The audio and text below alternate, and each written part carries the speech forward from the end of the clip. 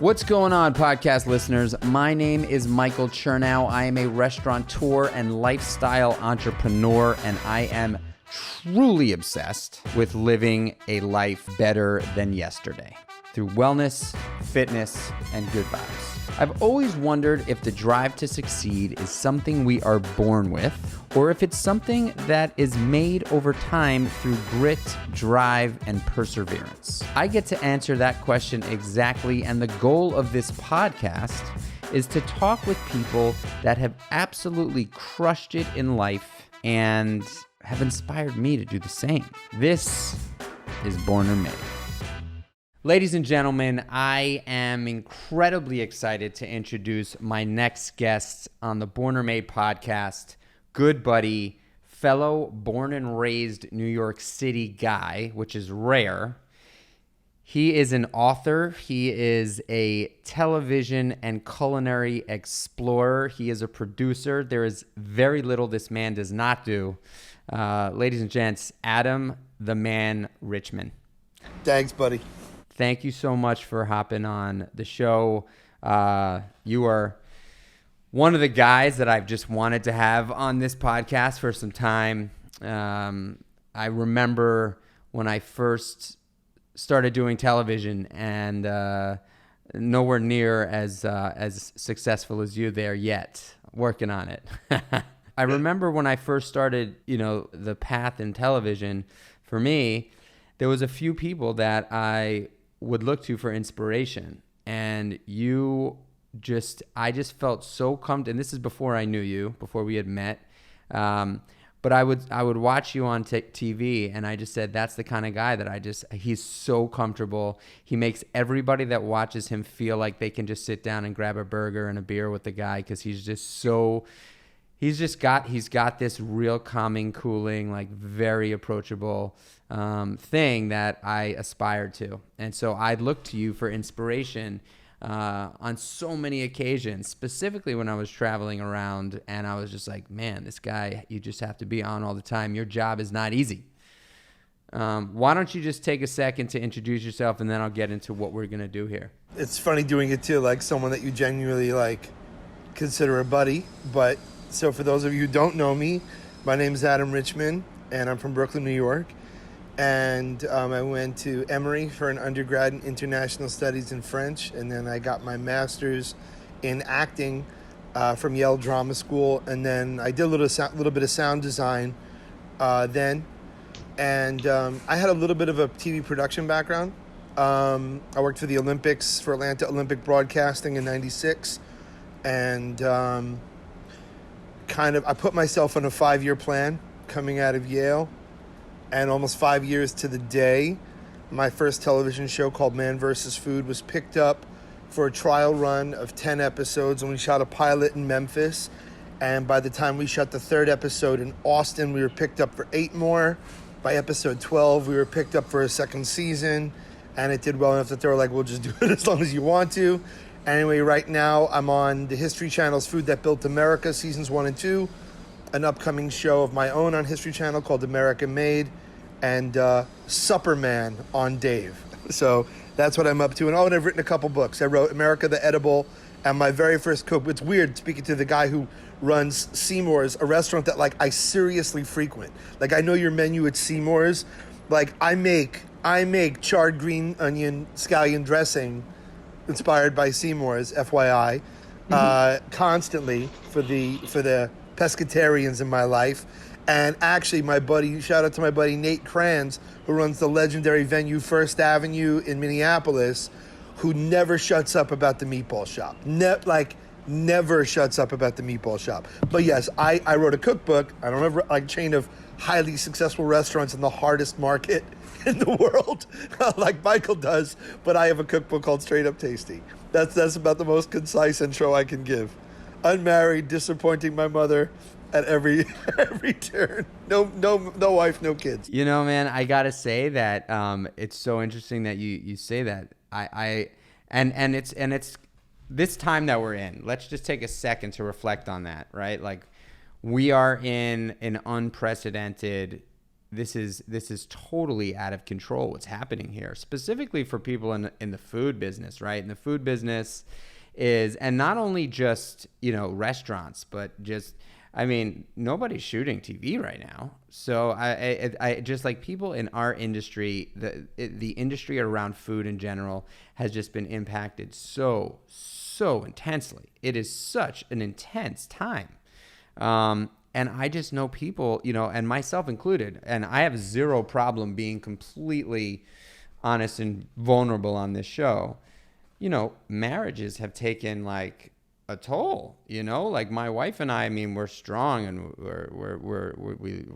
we've been married forever, but man, like when you spend this much time with people where you're not used to spending this much time and you throw a few kids in the mix, like marriages, it's just tough. I don't know what's, it's just a tough time all around. Well, they always say like the grass is greener, because I've spoken to my friends like you that have wonderful families, and I only hope that I speak about my wife the way, like, if anyone listening to this or watching this, I don't know why I said watching while touching my ear. Clearly, quarantine's getting to me. This is the watching part. But Mike's Instagram posts about his wife, I mean, it's like aspirational. And obviously your love of your children is, it's palpable. So I think that it's one of those grass only greener things. I'm an only child, so I'm comfortable alone, maybe too much so. And I was always content sort of being alone, and maybe too much so, and maybe a little too much of a homebody. And I'm kind of hoping that a kind of restlessness ensues and I crave contact greater.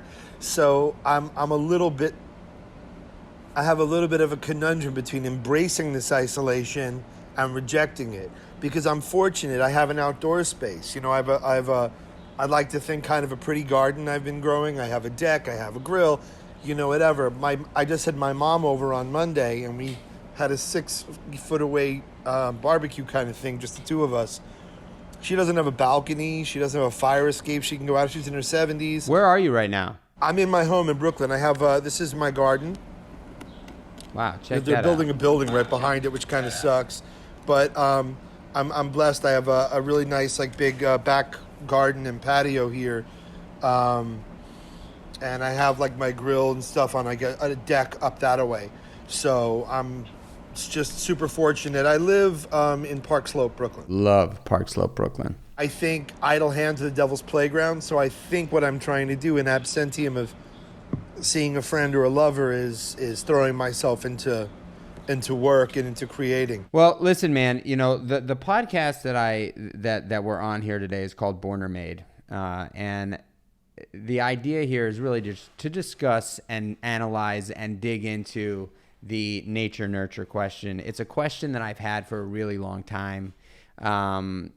Whether people like you, who I've been sort of attracted to and have gravitated to just through sheer inspiration and aspiration, and it doesn't have anything to do with I guess today's sort of depiction of success is very skewed, right? I think success is when people hear successful, they think of money and cars and homes and and it's sad. I sort of don't think about success that way. I think about success as someone who has great relationships and someone who is has done something that's impacted a group of people's lives, and you've done that. In so many ways, you've done that.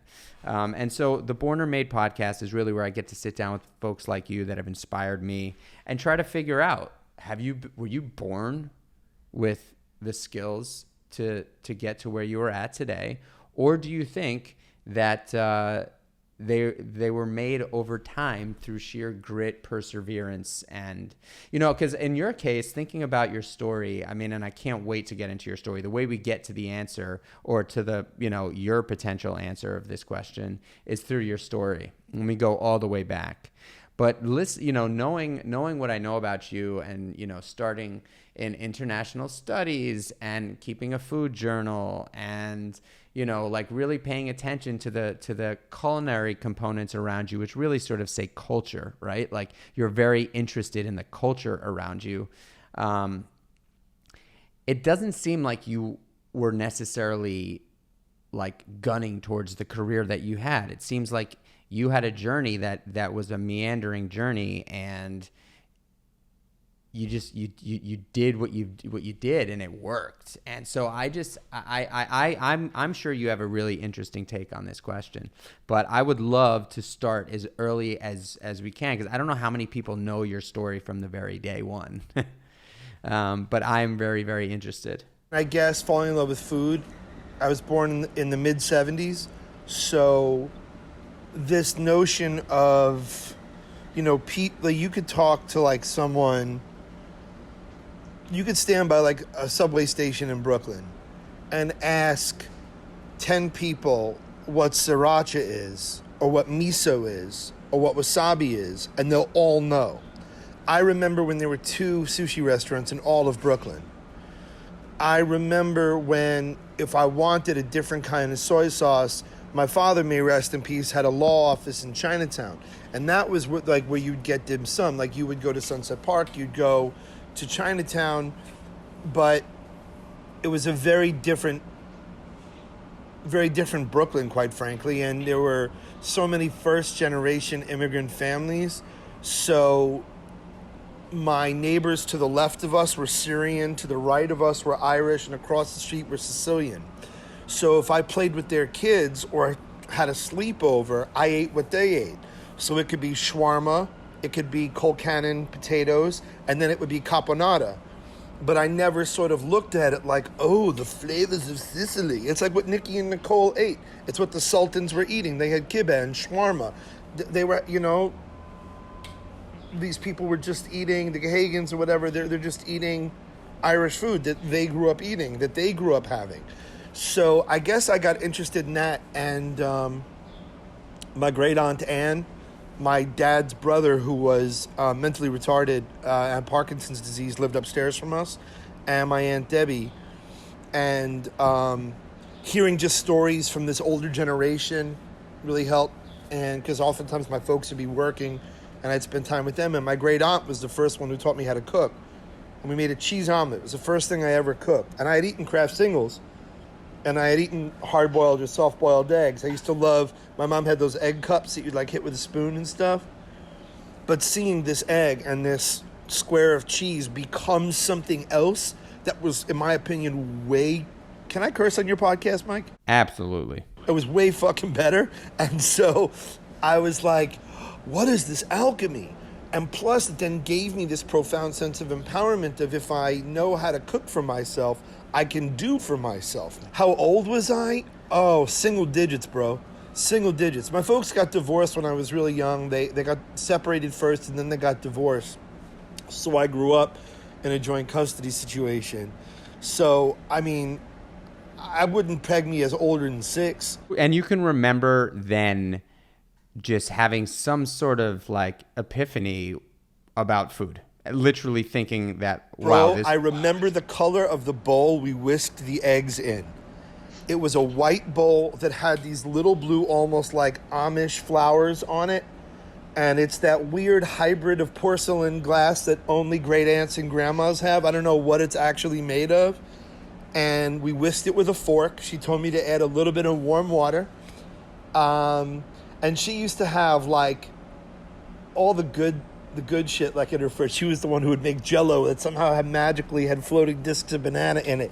And she'd have, she was just the best. I miss my great aunt. And to be fair, when I went away to college, I was so myopic and solipsistic that I wasn't really there for her later on in life. And that's always like a cross I bear because I was just mired in my own shit. I had a great aunt Anne too, by the way, which is kind of funny.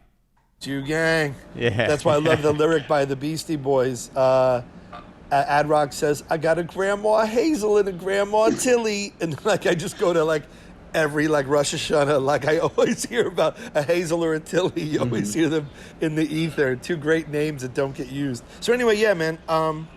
My mom is a brilliant cook, and my father, may rest in peace, used to say, "I fell in love with your mother for her beauty, her wit, and her charm, but I married her for her steak au poivre." And it's just, and she's like, this sweet Jewish mother from Brooklyn who like makes poached pears, steak au poivre, makes unbelievable split pea. Like her soups, I've been begging my mom to sell her soups. I mean, well before I had a show. I'd say conservatively from 2000. I've been like, Ma, I used to work at the Green Market at Union Square, and I was like asking them, I'm like, if she uses all New York products, could you sell her soups here? And my pop, may rest in peace, was a damn fine barbecuer and griller. And cooking is in your family. There's no doubt about it, obviously. Just never professionally. See, that's so strange because that is like, I mean, I'm not trying to make a generalization here, but I'm just going to go ahead and say it. Like most New York City Jews, cooking's not the thing. There was like matzo ball soup on Passover, but, my mother was like chicken cutlets and potatoes. To be fair, like to me, I always found that was more like my Long Island family. My grandpa used to say, what your grandmother makes for dinner? Reservations. But, and God bless her, my grandmother used to say, I mentioned this on Leno back in the day. That's not meant to be a name drop, just point of fact, that she used to like ask you to, it's one of the reasons you're currently, for those of you who don't know, Michael has given me a fitness routine that is currently, honestly, there's a stretch called the world's greatest stretch, and every time I do it, I actually do a prayer before I go down into it because I'm convinced I'm never going to come back up. But my grandma used to say, "Oh, it's good for your coat. It's good for your coat. Have another bite. Have another." Like I'm a husky running the Iditarod. Oh my gosh. I guess maybe it's just like a different kind of tradition, and because my mom was extremely close with my great grandma, who was exclusively a cook, would like bring the fish home to make gefilte fish. They'd swim in the bathtub, and that which is very traditional. You bring the fish home, and then after Sabbath, you make the gefilte fish. That tradition, and then my folks got divorced, and my mom, my whole life, has rubbed 2 nickels together to make $1, and made chicken salad out of chicken shit my whole life. Like she's just a miracle worker, that woman, and I think some of it had to be financial necessity also. That it is just ultimately, as most people are finding out during the pandemic, it's cheaper to cook for yourself than it is to order in or to go out to dinner. And with a single parent family, and what millionaires New York City school teachers are, it was that. And then plus, because I genuinely loved the shit, my mom was like, come learn. So I could get home from school and I could make the salad in advance of dinner, because after my mom was working 1-2 jobs to keep us afloat, you know what I mean? It's not fair to just put it all on her, like, and now you got to make us all dinner. Like, sometimes I can get up off my ass and chop some vegetables. Now that, I mean, it's just, it's such like a nostalgic, like just listening to it makes me feel like there's a TV show that needs to be made here. About your childhood. It just sounds so cozy, with the shawarma across the street and the caponata down the block and the.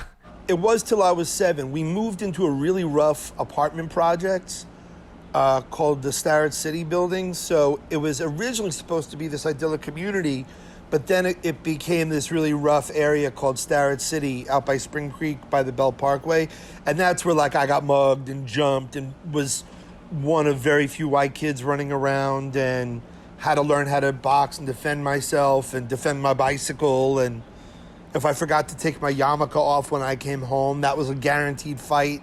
So like there's like this idyllic time when my folks were kind of still together, and then there's this period between where I was living in the this really rough area for most of the week, and then Friday after school through Saturday night I was with my dad. And where'd your dad live? Still in Brooklyn? He also lived in Brooklyn. So he lived in my childhood home, and my mom and I moved elsewhere. Brooklyn was changing, the world was changing. And then we moved to Canarsie. And then we moved my first day of high school.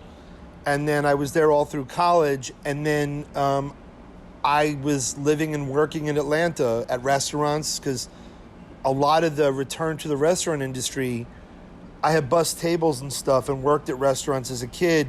Can we talk about that for a second? Yeah, man. So when you were a kid, like, what do you mean when you were a kid? Like, how old? I was bussing tables at Seaview Caterers when I was about 12. And I had a potato chip stand on the corner of U and Homecrest when I was about 9. My question is, if you could close your eyes and think about what propelled you to do that, what propelled you, because 9 is young to be an entrepreneur, but I can totally identify because I was selling my toys on the corner of 87th Street and First Avenue at the same age. But what can you just close your eyes and go back to try and understand? I mean, I remember clear as day. My pop had gone to the Toys R Us. There used to be a huge Toys R Us on Flatbush Avenue, and there was a store made of, most toys like that size were made of like cardboard, heavy-duty cardboard, not plastic. And it was like a store, and it had shelves, and my folks got me like plastic fruit, and I used to play store. I had cardboard money and fake paper money. So when I got older, I wanted a lemonade stand, I guess because I had seen it in like cartoons and Little Rascals and 8 is Enough or something, I don't know, maybe. And it was actually my pop was the one who was teaching me about like supply and demand and increasing demand.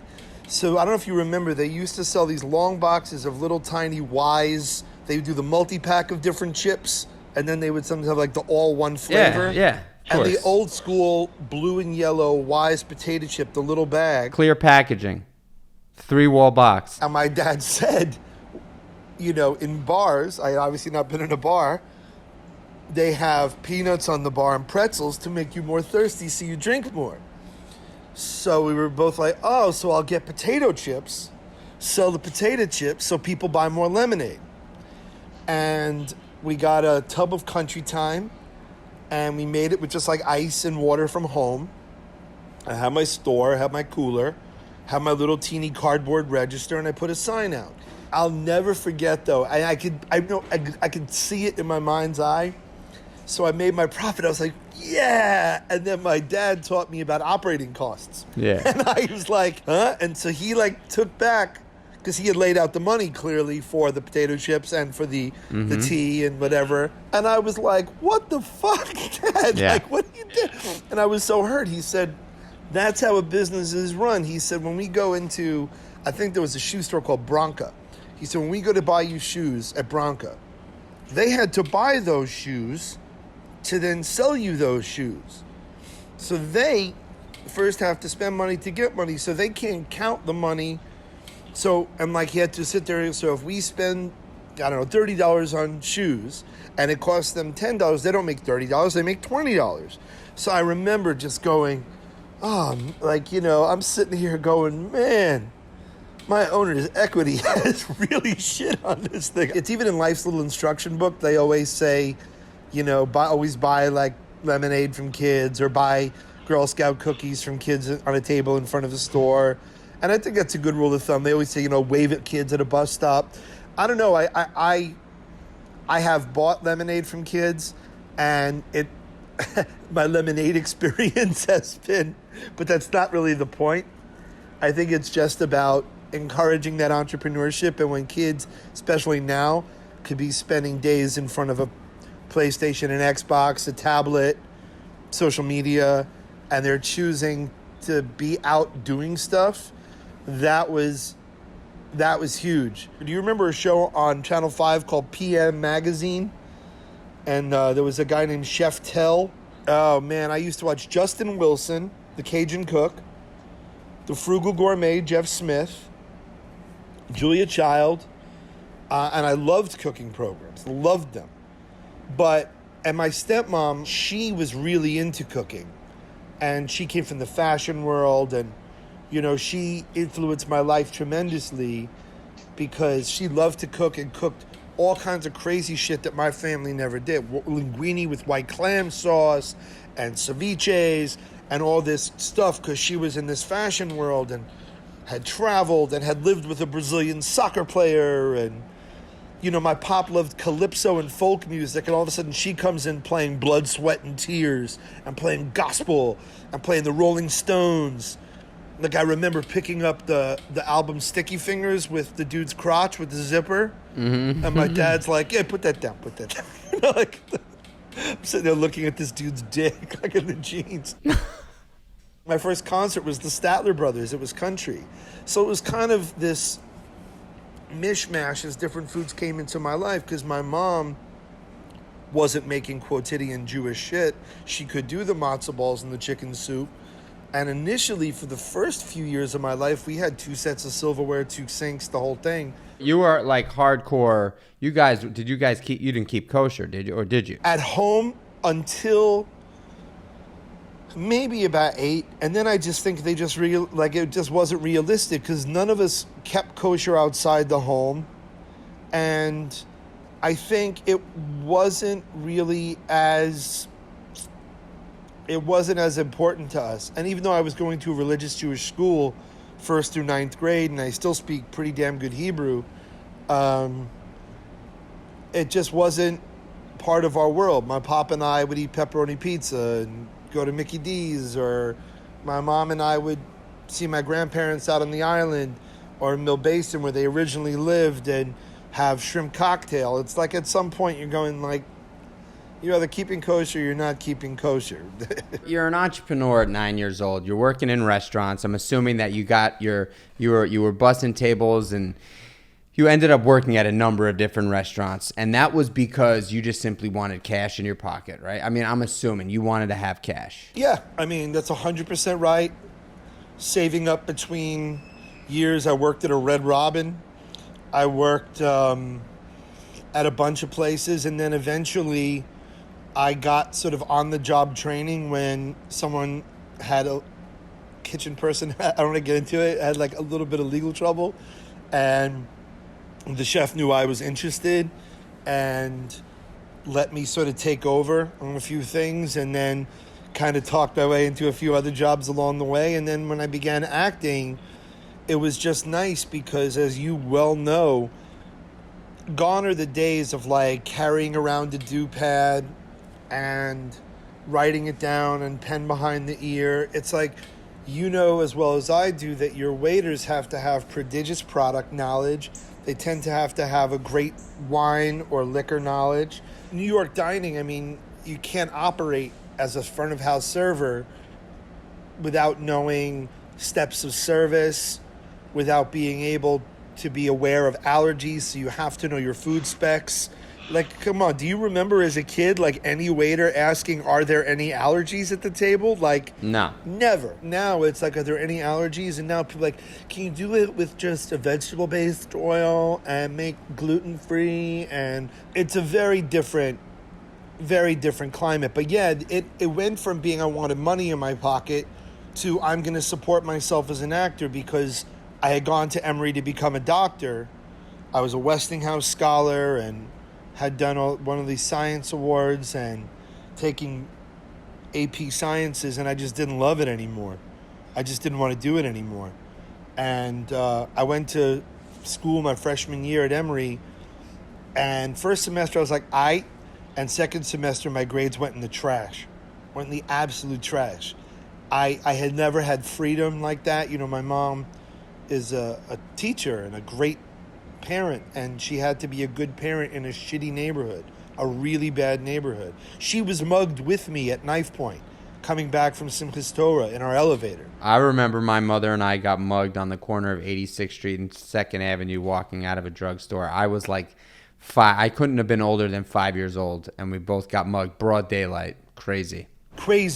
And shout out to the broken justice system. They caught the guy in a shootout like on Vandalia Avenue, and then they released him on his own recognizance. I think I was not ready for the freedom and was not ready for the balancing act of bio and chem and macro.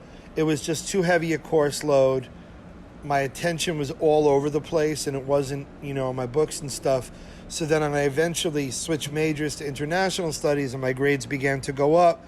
my parents were a little more comforted. Then all of a sudden, on a $5 bet junior year, I start acting.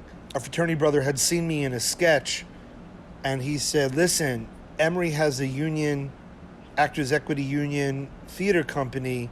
You should audition. I said, yeah, maybe I will. He's like, dude, I want you to audition. And this guy had transferred out of Emory and came back, but he had gone out to LA and was in that movie Hocus Pocus and whatever, and came back. I auditioned. He said, if I go and you don't, you owe me $5. If you go and I don't, I owe you $5. I was broke. I've never welched on a bet in my life. And I auditioned and I got a lead. And I met people that were just kind of truer to themselves than the lion's share of a lot of the people I was meeting in the fraternity world. I spent the next 2 years of school. At this point, you're like, fuck the doctor thing. The science isn't working out. You start getting into acting, are you just all over it? Do you love the acting thing? That was a dilemma, right? Because I was still a proud member of the AE Pi fraternity, Epsilon chapter at Emory, and I was still doing Antigone, and I was doing this Irish play, and I was doing scene class and monologue class, and I had been on TV when I was a kid. If you look for a show called Child's Play on YouTube, I appear on a couple clips. It was this the show that launched Jeff McCann. His stage name was Jeff B. Cohen. He played Chunk in The Goonies, but I decided I really wanted to give it a shot. And Atlanta at that time was not a very expensive place to live. And the non-union work that I was able to get was remunerative enough. So I had a car, I had a roof over my head. So I just decided I'd give it a go. And again, restaurant stuff was there for me in between because it left me time to audition during the day. And you as a waiter, you show up around 4. You put your stuff in your locker. Shift meal, staff meal, family meal. There's a meeting. Here are the specials. Chef brings out 1 or 2 versions of the specials. Learning how a real restaurant worked. I mean, it was just eye-opening. I didn't know how much, from when I had been a waiter at Red Robin, I know it sounds so fatuous, like, there's more than just being a waiter at Red Robin, really? But yeah, I needed that primer. But that's also the year my dad died. And so you're like, I'm in a hurricane. I've got nothing to hold on to. It's Louisville. I found out my dad's blood pressure was falling and he was already in the hospital. And because it's Louisville, the next flight wasn't until the morning, and I got home, it was already too late. So you come back, and like the one thing I had was, as a Jew, you're not normally supposed to be around like music and arts and stuff. If you're sitting Shiva, or like for the year, you're supposed to grow a beard and everything. And my stepmom told me that my dad would want me to finish that apprenticeship out. And I thought I'd honor his legacy and do just exactly that.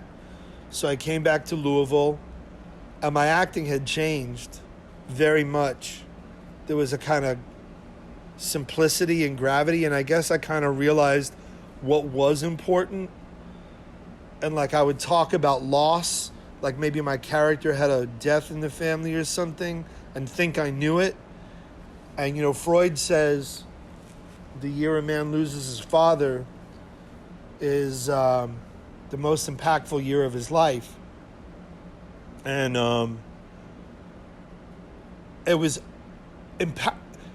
or most important year of his life, I guess. For me, I can't necessarily speak to the impactfulness. I will say it was obviously one of the most difficult, but I was lost, just walking the earth with just such anger in my heart and confusion. I was a cigarette smoker at the time.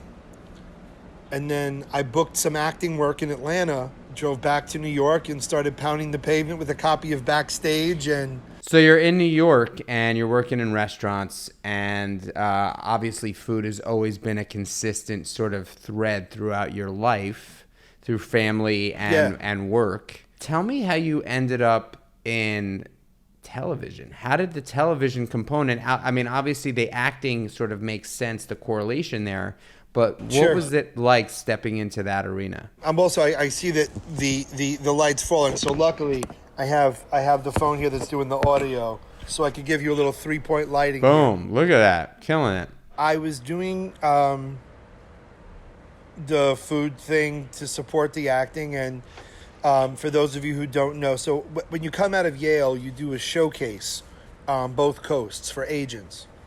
And I got signed by Coastally by the same commercial agency, and then I had a different, like, small boutique agency for what they call theatrical, which are things like movies, television, and plays. And I had been booking regional work pretty consistently. So what I did coming out of Yale in 2003, because it's not like being a doctor or a lawyer where there's like a direct matriculation. You're an associate, a junior partner, a partner. And a lot of members of my class that I think are infinitely more talented performers than I are not working in the industry anymore.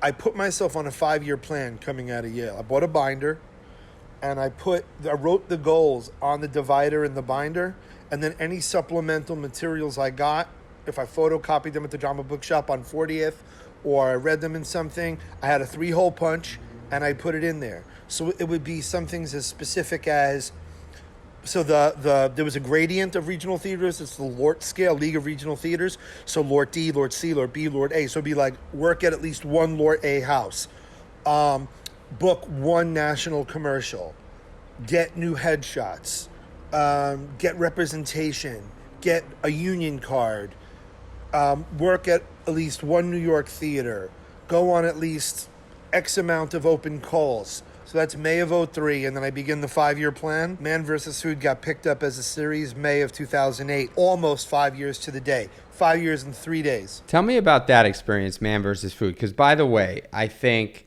could very well be one of the most beloved shows in food television. I remember when it came out like a year before the Meatball Shop. I was so pissed off that I could not figure out a way to get your ass over to the Meatball Shop. I would have loved to have come. In fact, New York was in the first 10 episodes where I was like tomato ketchup. And it was my agent that I had signed with out of Yale. So I got into like reading more self-helpy shit. And there's 3 books that really helped me. One is called The Way of the Peaceful Warrior. One is really very, very, like, one I still go back to and I would pick up and read at different points in my life. The 4 Agreements by Don Miguel Ruiz. I love that book. So the third one, which is really helpful, which was my stepmom's, and she wanted it back, and I admit I never gave it back. It's called The Renaissance Soul, Life Designed for People with Too Many Passions to Pick Just One by Margaret Lobenstein. And what I loved about it, there were exercises in it that were almost like a workbook. So I lived in this basement apartment where I was illegally getting a little bit of broadcast TV, which you can get through the coax cable, but then I could illegally get Court TV and Food Network. And I watched a shitload of Food Network. Watching it, and I thought, you know what? Being a food host, it kind of combines entertainment and food, these two things that I'm passionate about, that I kind of know a decent amount about. And so there's an exercise in the book called a reverse flow chart, where you like take your passions and it eventually kind of helps you crystallize what you want to do. And then the reverse flow chart's like, okay, this is what I want. How do I get there? Here you are trying to be as like open emotionally and vulnerable and listen and be an active listener in the scene and remember your lines and remember the character and all these things that you've worked on. Then have the courage to forget all your homework and just be present in the room. And it wasn't until I got to a place where I have my audition technique down, and it's a muscle. It's a muscle like anything else.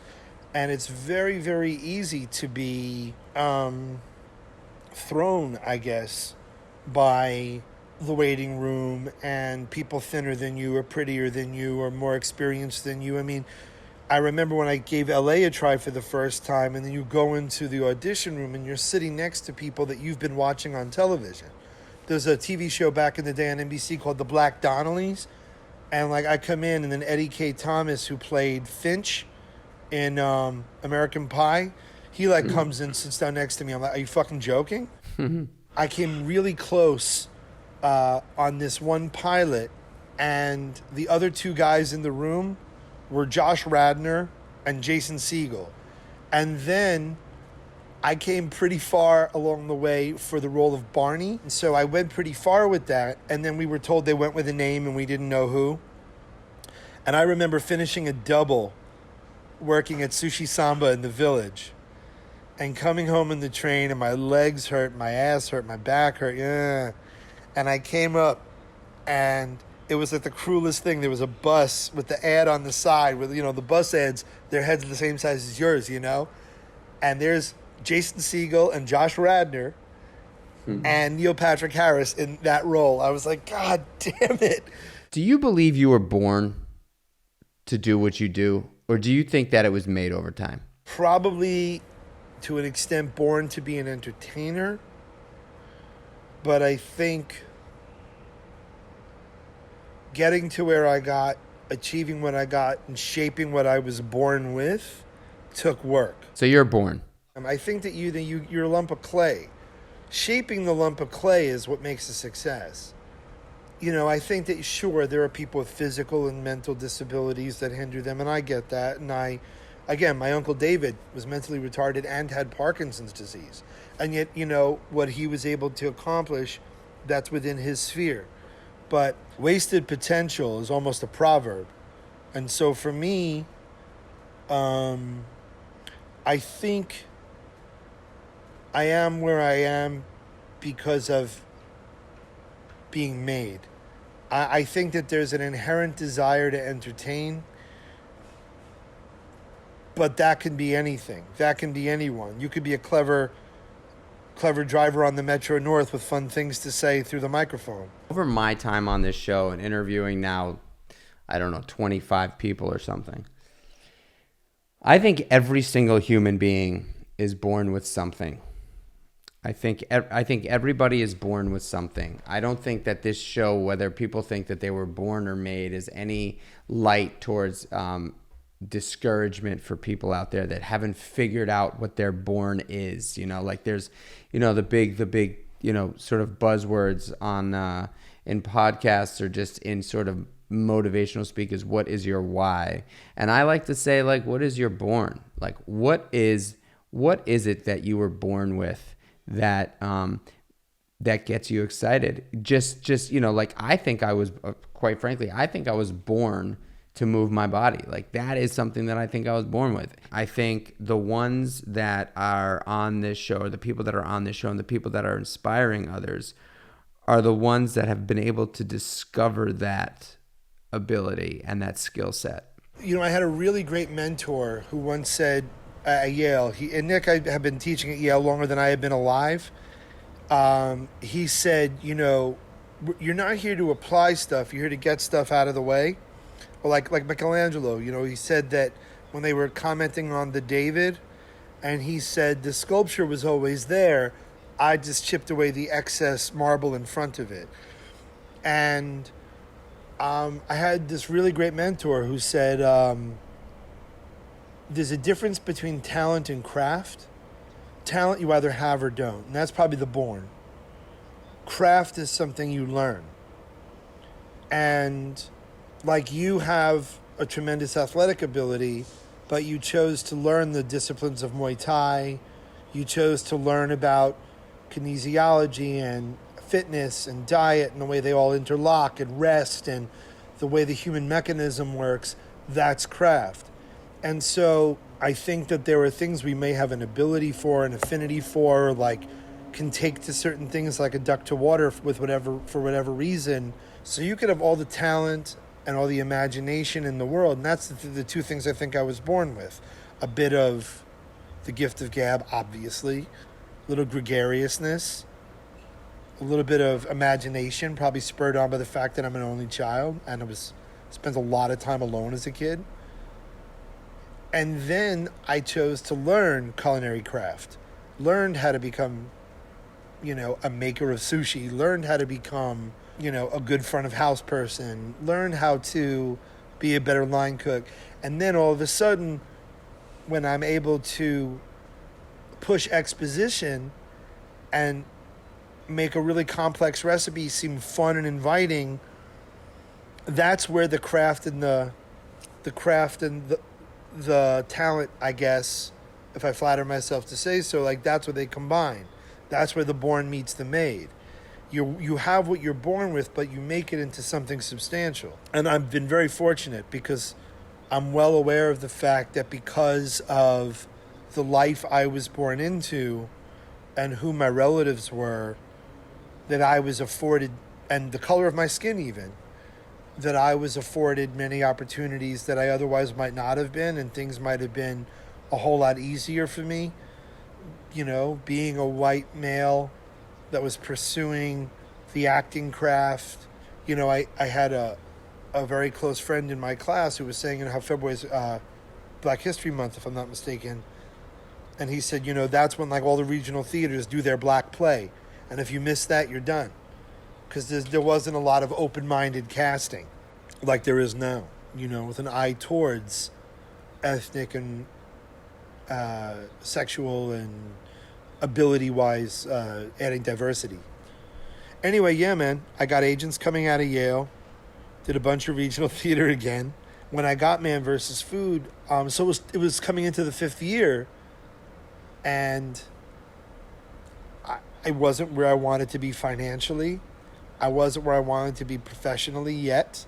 And so I knew I needed to transition. I didn't want to wait till the 5th year was up. And so a buddy I used to drink at the bar across the street from my house was the director for Madison Square Garden Television. And the day, I shit you not, I had gone through like the drug test and the whole thing that I already had to do. But the day I did my final screen test for Man vs. Food, which, by the way, I was the first person to use that title on camera. It was originally called Pig Out. I remember saying, oh, it's a whole new Valentine's Day massacre here on the Lower East Side. And it's really funny, man. If I could inspire anybody with this story, I hope it works. So I went the day before to Katz's, and Katz's is not a cheap meal by any stretch of the imagination. And I went there, and I was so broke. Oh, I was so fucking broke. And I remember I took a pad, and I interviewed anyone behind the counter that would talk to me so I can get as much info as I could.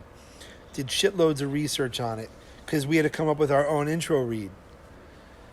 And I had a job at a local gym, earning peanuts. I just did it for the gym membership. I had kind of engineered this audition, you know, with everything I had, and I was doing a play at Ellis Island at the time, and I was Seth Rogen and Jimmy Kimmel's size double for Condé Nast shoes when both of them were chunky. I remember I went to Katz's and I said, oh man, it'd be dope if I reveal that I have a Katz's shirt. So what I did was I bought a t-shirt, and I was not pleased to spend that much money on a t-shirt when I had so little. And for a little while, I was living on the leftover bread and the leftover soup from my friend's restaurant. I would, you know, my pride, I would come towards the end of the night, and he was very sweet. He'd like put a couple containers aside, and that's what I lived on. It was really scary times. And I got this t-shirt, and Batali was actually there that day entertaining some friends. And I went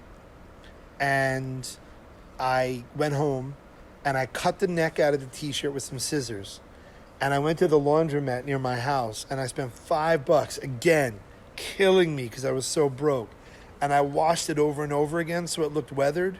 And at the end of my opening read, I go, oh, and if you think I'm reading this off a cue card or I'm just a big fan of Katz's, I unzipped my hoodie and I went, big fan.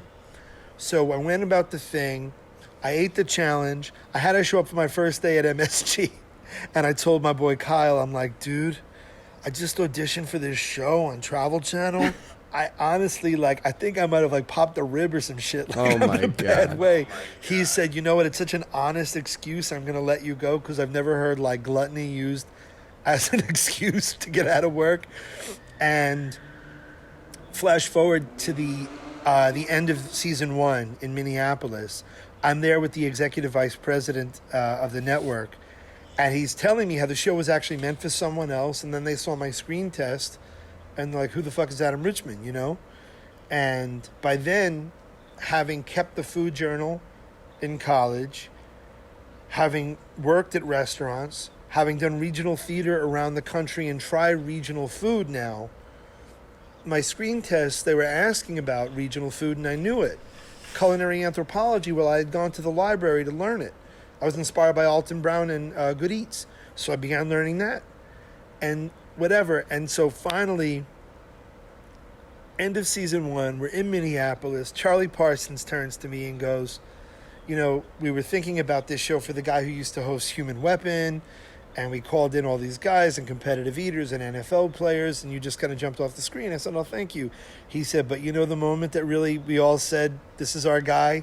You know when you unzipped that hoodie and you were like, you had your old T-shirt on? We're like, this is that guy. I'm like, about that T-shirt.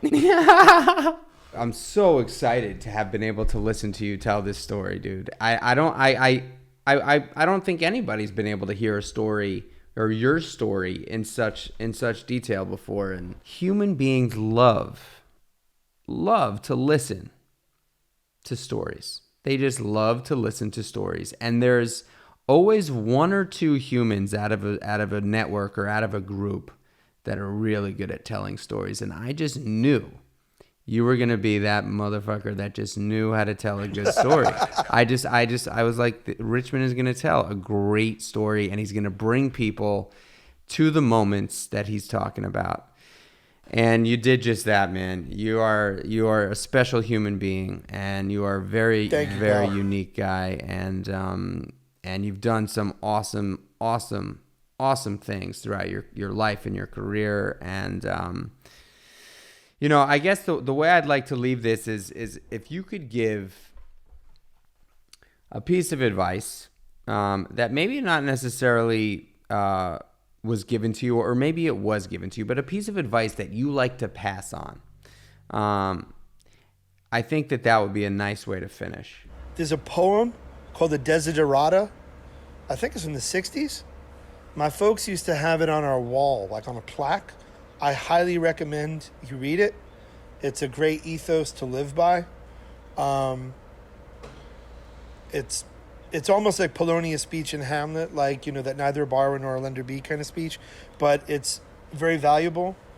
And the other thing was, I had a teacher, it sounds like bullshit, but I went to one of the historically black colleges in Atlanta for broadcast training, Clark Atlanta. And John Harris was this brilliant teacher there. And he gave this, photocopy. I still have the same one. It's got like Adam Richman class, whatever the hell, on the top of it. And I still have it. And it's from the Columbia School of Journalism. And it said, talent alone will not get you there. Wasted talent is almost a proverb.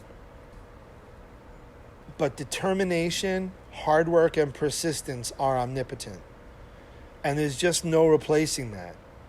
And if I could turn to like my college self, it's just, you have to be your own best friend, kind to yourself, and have confidence in yourself. I've realized now throughout my life, my dating life, my auditioning life, having confidence, because if you have conviction in what you're saying, other people can believe in what you're saying. So I guess that's it. Believe. It sounds so silly, but it really, it's self-love, self-belief. I used to get so down on myself and say such horrible things to myself. And my friend's wife said, you know, if someone else said those things to you, you would kick their ass. You have to practice self-mastery, sure, but self-love. Because you have to live inside that head 24 hours a day. You better make sure that's a place you want to live. And if it's not, you have the power. And my mom's big expression to me, you know what, I'm going to leave with my mom's advice, and then I'll shut the fuck up. I love it. Go confidently in the direction of your dreams. I think that's a very nice way to finish, my friend. Adam Richman, you are a legend, and I Love you, cannot buddy. thank you enough for spending the time with me tonight. I wish you safety, health, and wellness, and don't fucking bitch about those bands. Just use them. All right, pal? The last round of wall sits nearly killed me. My mom came over and she saw I couldn't really go down the stairs very well. I'm like, Mom, I'm Dude. going to get there, but yesterday was leg day. I put you on a brutal program. It's actually a brutal program. All right, bud. I love you very much, man. Thank you, thank you, thank you. Love you too, man, and lots of love to your family. Please stay safe and come back to New York safe. I will do, sir. Godspeed, buddy. Peace, homie.